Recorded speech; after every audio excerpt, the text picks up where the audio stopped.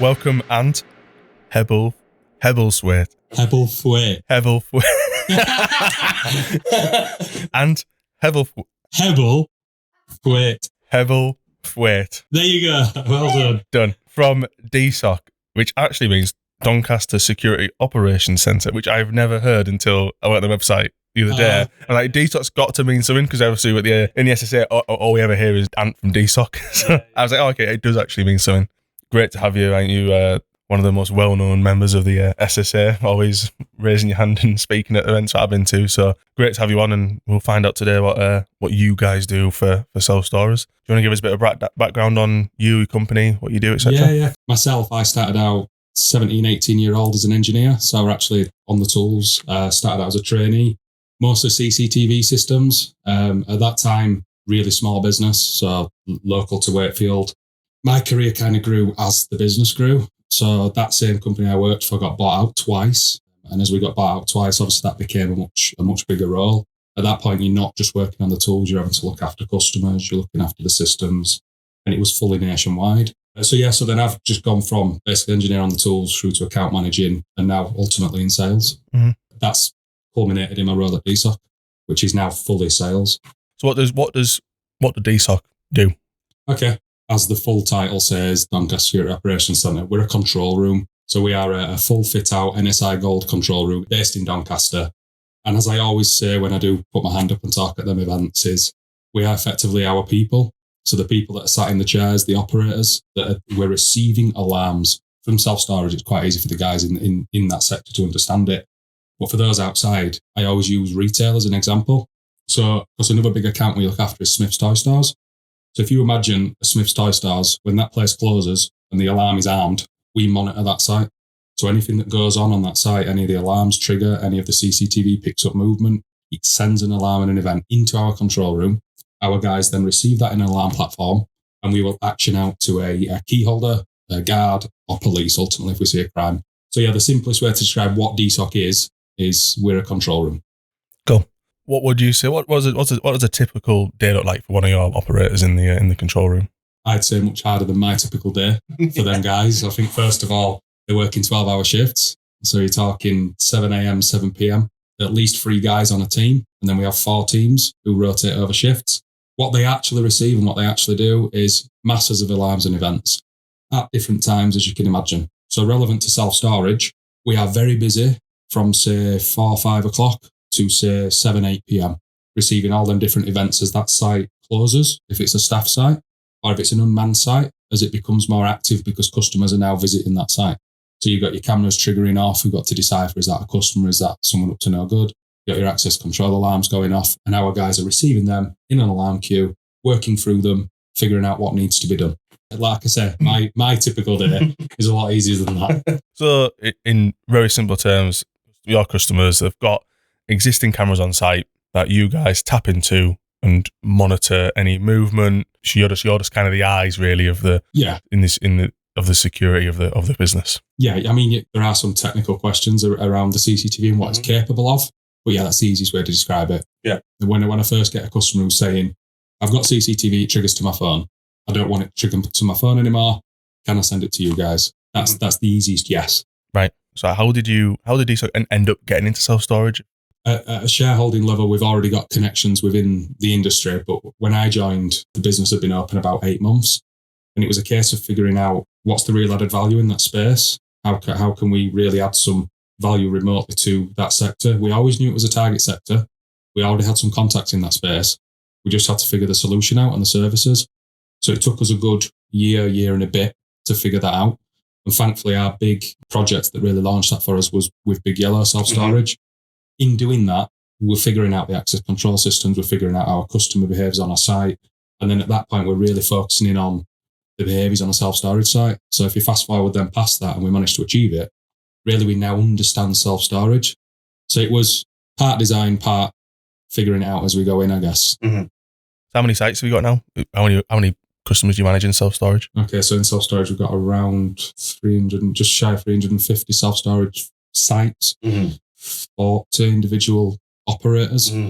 That's in the UK. To put it in perspective of everything that we monitor, we actually monitor around 800 sites nationally. Right. So just shy of 50% of what we monitor is self-storage. No, that's good.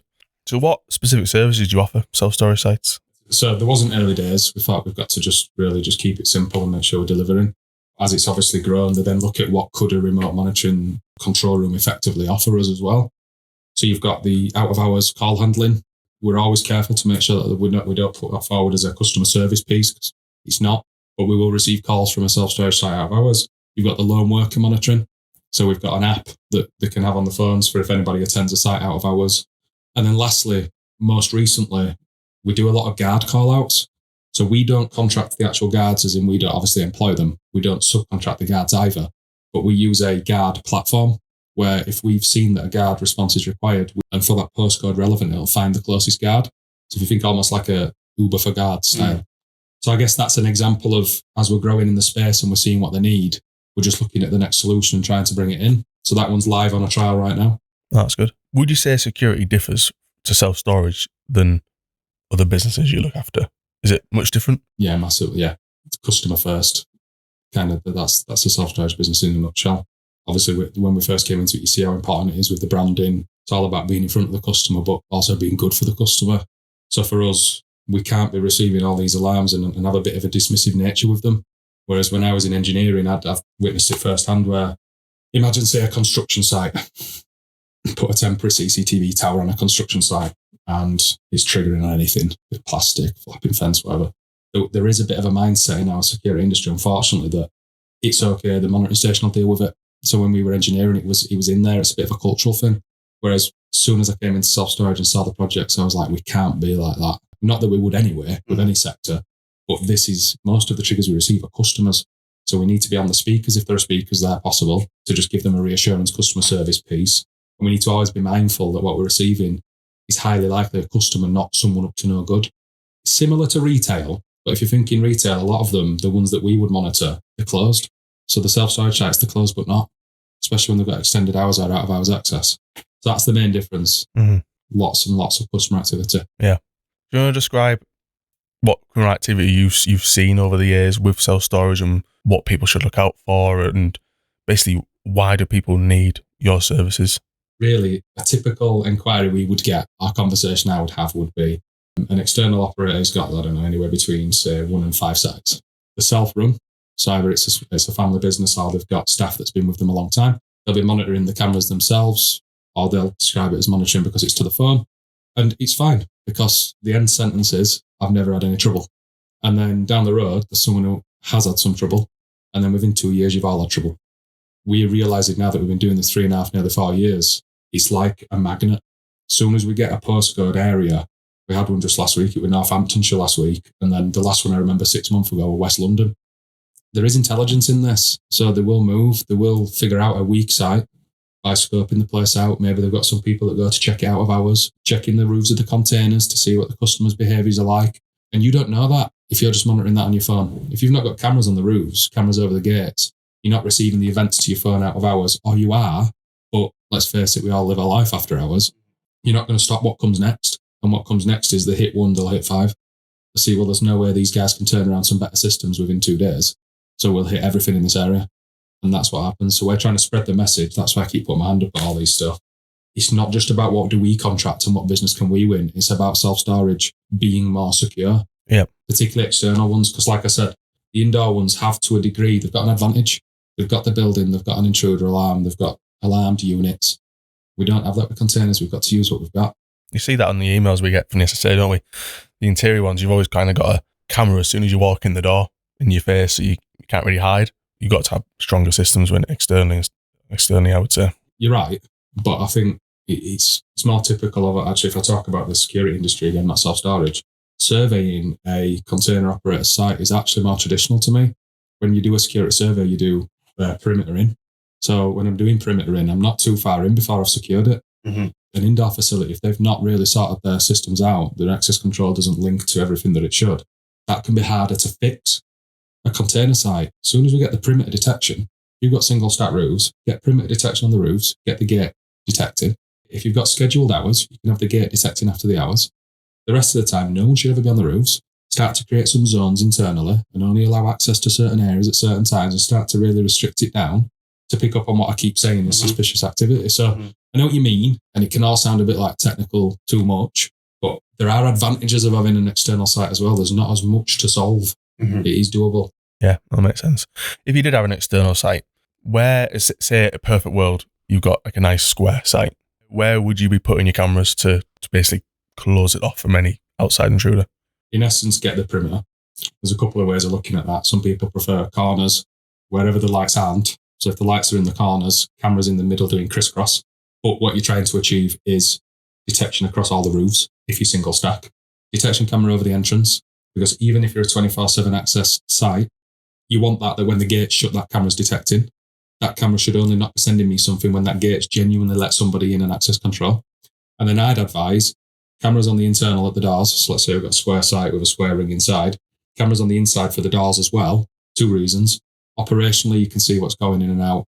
Operationally, you can see your customers. And secondly, for us, if you are a site that does close, genuinely close, arm the whole thing. Because then if someone does skip out the gate somehow, you've got a faulty gate, camera on the entrance, detection's failed, seen it happen, you've got another layer. It's the amount of times I've seen someone follow the first model, and they've got 2 cameras out. 2 cameras out when you're relying on every single camera to do the detection is a nightmare. As soon as they figure that out and there's no response, they're in. And the last thing that I've been advising is speakers. It can work, you can do audio through the cameras, but in our experience, the absolute bulletproof way of delivering audio message is through a speaker system. That's easily been the biggest tool for preventing crime for us on container sites. As soon as we see something suspicious, either we tell the customer to go back to the access control point and enter their credentials. If they don't, almost immediately this is what happens. They drop their head, they'll just leave because they're thinking, well, someone's actually watching. That's a message that's actually been delivered by a human. Worst case, they then carry on doing what they're doing. That's when we call the garden police. Yeah. But you and I both know they're not always laid out square. No, they're not. There's an L on it, or there's double stacked in the left-hand corner. We've seen some crazy sites over the years. It's like a U or a C or something. It's just there. It's crazy. But I suppose that's just how they've got the land and they want to get as many containers down as possible. Yeah, and they grow, don't they? And yeah. People do ask me with how much we can do remotely, why do you go on so many site surveys? It's important. Even like the big nationals that we've got, like say Starbucks in the container world, one site differs to the next. I'm not saying you always need to see every single one, but I need to get my head around what their logic is. Someone's already got cameras on site. They're looking to move to you guys, but actually their cameras aren't ideal. Do you advise that them cameras could do with updating, moving angles, etc.? So you work with them to basically secure their site, yeah? Yeah, what our preference is every single time, this is what I keep pushing to the SSA members, our preference is to work with the installer.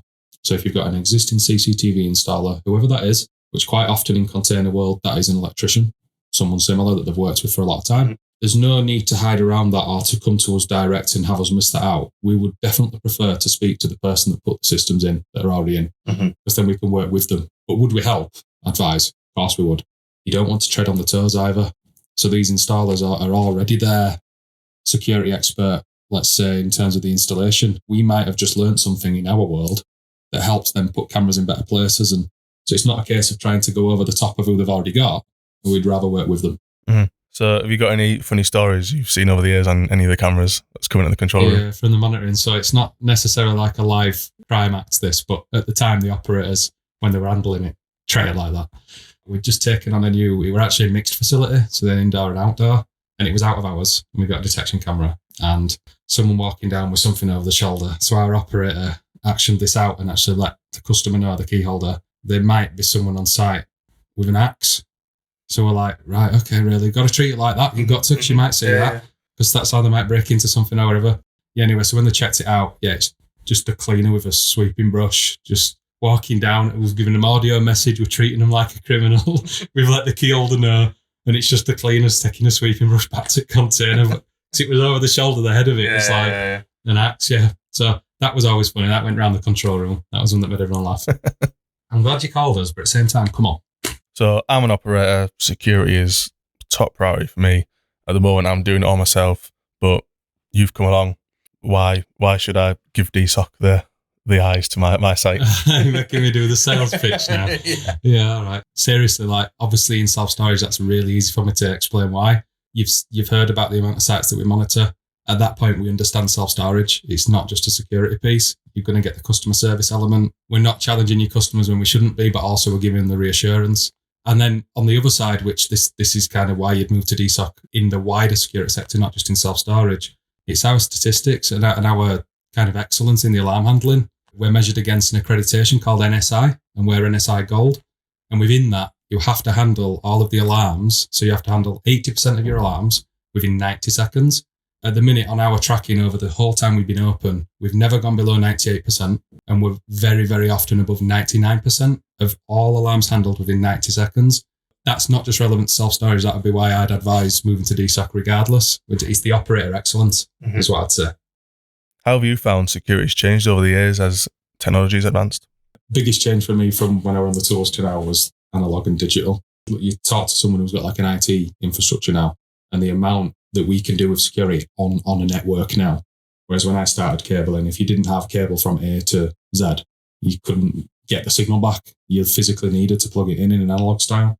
Whereas now there's so much more we can do working with all the third-party platforms and bringing it into a network that it's just light years. And then most recently, AI. Yeah, I was going to ask you next. You mentioned AI earlier. Everyone knows it now. ChatGPT, it's all over the news, isn't it? Do you want to go in a bit of detail how AI plays a part in your services? Yeah, I spoke about this in Rotterdam, at Fidessa actually. The guy that spoke before me was talking about AI in all the other business functions. For us, I kind of turned that phrase into what it is for us, which is video analytics. So we use video analytics with CCTV. That does fall under the umbrella of AI. It means machine learning. Really basic level, what happens is the camera's reading a scene. The pixels are changing on the scene, and it can classify an object based upon how much space it takes and how it moves. The camera actually knows this. Certain cameras within the chipset or the recorder knows it. The bit that we use is it then pushes that to us as an event. And we've got AI on our side, video analytics, that filters the alarms. So it will look at that video clip and go, that's not a person or a vehicle. And if it's not a person or a vehicle, don't push it to our human operator. Keep it in the back. So it stays in the servers, but it doesn't go to the human operator. Then we've got on our teams, the guys will review them. So you have to teach it. The reason we've contracted with the AI that we've contracted with is that it's the one that's had the most learning. It's had the most images pushed through it. Mm-hmm. There were others that were actually more cost efficient at the time, but it didn't make sense to us. So we've pumped, again, like we're doing now with the new services with the guard response, we trialed it. We trialed it on a good amount of cameras. And I think we're up at, I think it's filtering a circa 1 million alarms for us a month, thereabouts. So obviously it's doing its job. Mm-hmm. We speak to a lot of people looking at getting a self-storage and use shipping containers. How would you advise a new self-storer to best tackle security? These guys consider quite a lot where they're actually going to place the site or what plot of land's available. I'd say get security into your thinking as early as that. When they find this magical plot of land, which they are all looking for, or maybe they already own it, get some good intelligence on the area. Speak to the neighbouring businesses, even potentially talk to the local police and see what's been going on. What are the activity levels? That can then kind of come into your mindset of how big are you going to go or how early. I'm obviously always going to say, put the cameras in the right places, get the access control system that links to the cameras. And that is easier now than ever because all the SSA supplier members talk like this. Mm-hmm. So you're talking the likes of Bearbox, likes of PTI, Nokia, Sentinel, Sensorberg, all of these access control systems, we talk to them. So go into the supplier membership after you've done that and see what can be done with the different systems. Ideally, you want them all to link to each other. So you want to stick to a model of the cameras around the perimeter like I've just described, get an SSA installer in place, get an access control system that works with that, and then get both of the systems that link with someone like us. And if you've got that in your mindset early days, it becomes so much easier because you just engage with the guys and they'll do it for you. Mm-hmm. These suppliers want that business too. So they're going to do that. They're going to do the design for you. They're going to explain to you how it works best. But it's easier said than done because I think these guys for a long time in self-storage, they've not faced the crime. So it was you start out of sight and it's not in your mindset early. It comes later. Mm-hmm. And then a lot of them remember it being painful because they've got like these old camera systems in. And then someone comes and says how much it's going to cost to rip it out and it's thousands. And they've had no benefit from it because they're monitoring it on the phone. So they don't really see that it prevents crime. So it's just kind of spin your mindset on that and then realise you can prevent crime and get security in your mind really early days. And that'd be it really, other than all the technical pieces. I think the suppliers solve the technical bits for you if you engage them early enough. So over the years, you think DSOC have won a couple of innovation awards with the CSTA, Fidessa. Do you want to tell us a bit more about those? We worked with one of our customers, George Matz at Lockbox, and his installer. This is kind of the key to this one. they come up with an analytic CCTV solution where they created these zones. So the roofs, the internal zone, and they also had the AI looking for different objects, as in they didn't want people storing bikes. So the AI were picking up on the bikes and letting the operator know. But then out of hours, it was letting us know about people and vehicles. I do this every single time someone asks me about the awards. I bring others in as well because it is true. Like, we get our innovation awards around how we make these other systems work and push events to us using all these clever tools and preventing crime effectively. It's been brilliant acknowledgement for our guys back in the control room because, like I said earlier, they've got the hard job. Yeah, definitely. So you mentioned the SSA a few times. What are the key benefits of being a member of the SSA from a security point of view, would you say? Well, for us, it's absolutely perfect because the supplier membership, they've been in this sector for forever, really. There's going to be someone that you can relate to, get on with. There's so many networking opportunities. And at that point, when you meet them, they've already got all that knowledge of this space. So when we're asking questions naively, we don't want to always be going to the operators all the time to kind of figure things out. We can go talk to other members in supplier membership. And then also for the operator members, they get the benefit of that, of all of the supplier collaboration. So that's been the biggest benefit that we've had of being a SSA supplier member. And I'm sure there's many more. In fact, I know there are many more. So that's all the questions I've got for today. Really a big thanks for coming in, going into what DSOC do. Hopefully there's some really good tips there for people who are looking to get into it or existing, why they should move to DSOC, how important it is to get security right and monitor it to prevent crime. No, thanks for having me. It's been brilliant. To everyone that's kind of arranged it, and setup's fantastic, and I love what you're doing. It's good. It's good to show off suppliers, and we're passionate about what we do. So every forum we get, it's good. Thank you very much. No problem. Perfect. Chatterbox was brought to you by Cleveland Containers, the UK's leading supplier of new and used shipping containers and the largest supplier to the container self-storage market. If you're looking to enter the self-storage industry or streamline and expand your current site, talk to us about Box Plus, our one-stop service that can provide you with everything you need to set up and run a simple, remotely operated and profitable self-storage business. For more information, head to clevelandcontainers.co.uk and follow us on social media for more content on all things shipping containers and self-storage.